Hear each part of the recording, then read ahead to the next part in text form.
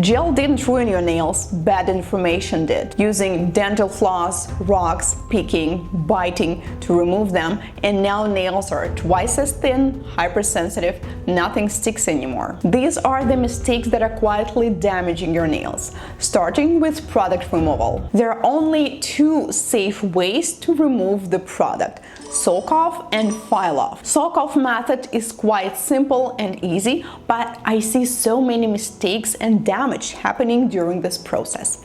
First, you need to make sure that the nails you're about to remove, the product is actually soak-offable, which is acrylic, soft gel, and soak-off gel. There are certain types of polygels and hard gels that cannot be soaked off. You can only file them off. So once you're sure that the product can be soaked off, then we need to take care of the top coat and the top layers of the color.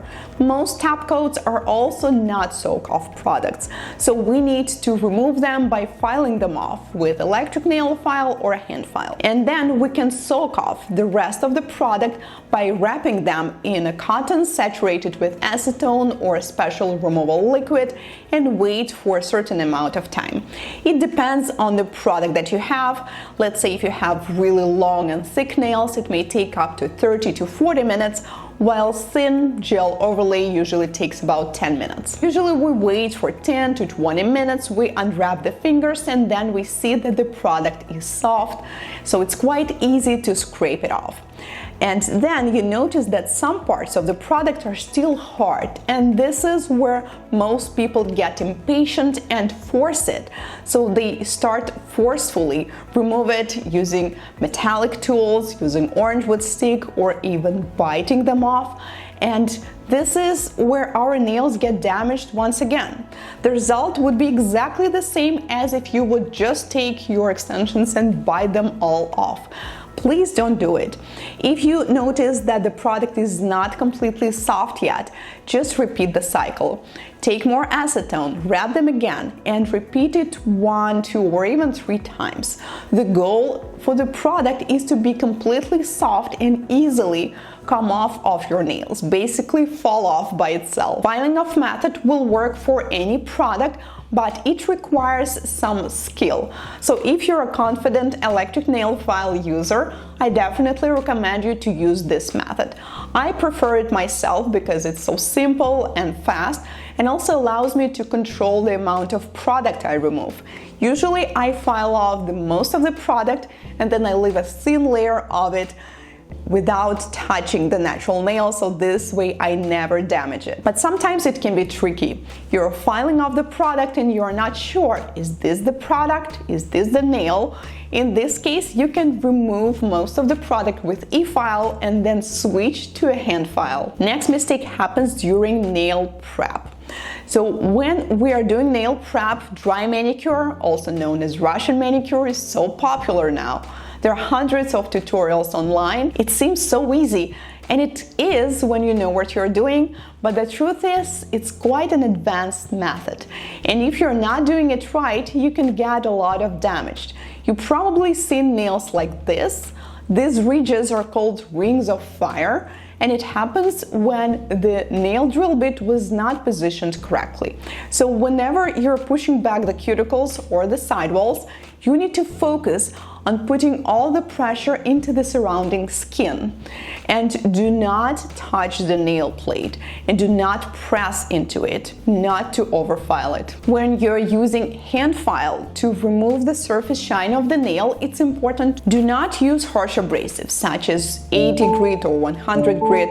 Those are too harsh for natural nails. For nail prep, I recommend using 180 grit file for regular nails and 240 grit for thin or sensitive nails. Another issue could be when you're using your drill bits for a while and then you notice that they're not working properly. They could be dull because you need to replace them every few months, but also maybe you're just not cleaning them properly. Did you know that you actually need to sanitize your drill bits because there's always these pieces of skin, debris, product that clog your drill bits, so they're not working properly after that. And the best way is to use an ultrasound cleaner, which brings us to the sponsor of today's video, Melody Susie. This product was highly requested from you guys for a review, and finally I received it. It's a small, compact ultrasound cleaner, and it's designed for cleaning tools and drill bits. So this is what we need to do. I have a whole bunch of drill bits I've been using during the week. You can see some product leftovers, they're definitely clogged. So we need to put in the water and add some cleaning solution. Then we put the drill bits inside, and since they're quite clogged, I think I will use the longer cycle. And these ultrasound waves are going to clean them between the flutes, which is so valuable. We could do the same manually, but whenever you're doing it with a metallic brush, you're actually making your drill bits dull each time. While with ultrasound waves, it is not going to happen. So after 6 minutes, our drill bits look like new. Wow, I didn't expect it is going to work so well, considering this is a compact ultrasound cleaner. Honestly, this is one of the best I recently tried, so definitely recommend it. The link and the discount code will be in the description box. Next mistake is experiencing heat spikes. I noticed that most people think that it's totally normal to feel this extreme heat when you're curing your nails in the lamp.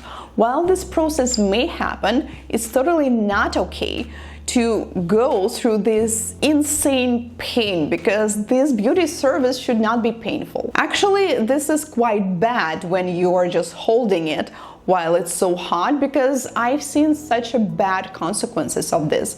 Some people may get chemical burns, which make their skin and nails more sensitive, more prone to allergic reactions. So first of all, if your nails are badly damaged or very thin or overfiled, almost every single product is going to burn. So in this case, I would recommend simply taking a break, like 3 to 4 months until the nail plate renews. If your nails are naturally thin or sensitive, I recommend using low heat mode. Most LED lamps have this feature. It's 99 seconds mode, and it works that first you will only have half of the power of the lamp, and then slowly it's going to add up, which is perfect for nails like this. Some products burn more than the others, so you need to choose the ones that works best for you. From my observations, HEMA-free products, not all of them, but most of them are quite good at that, and usually they burn less. Also, you can choose nude colors, milky, white, pastel colors compared to transparent, because clear or semi-transparent usually burn more as the reaction happens faster. Finally, consider applying a thin coat. It's much better to do 2 to 3 thin coats compared to try doing it all in one take by applying just one thick coat, which is going to burn. Next mistake is when you're following all the rules. Flawless application, perfect nail prep, but the nails are still breaking or peeling. It may happen if you pick the product that is not right for your nails. So there are 2 types of products. Soft products, such as soft gels, gel polishes, soak-off gels, and there are hard products like acrylic, hard gel, and polygel. So if your nails are thin and flexible, for overlays, the best solution for you is soft products, because they are going to be friendly to the flexibility of your nails. They're also slightly flexible, and if you have thick nails, then you can actually use any product that you want, but hard products will definitely work better for you. Finally, this mistake seems kind of obvious, but so many people are still doing it, is you need to choose the length and the style of your nails that is matching to your lifestyle.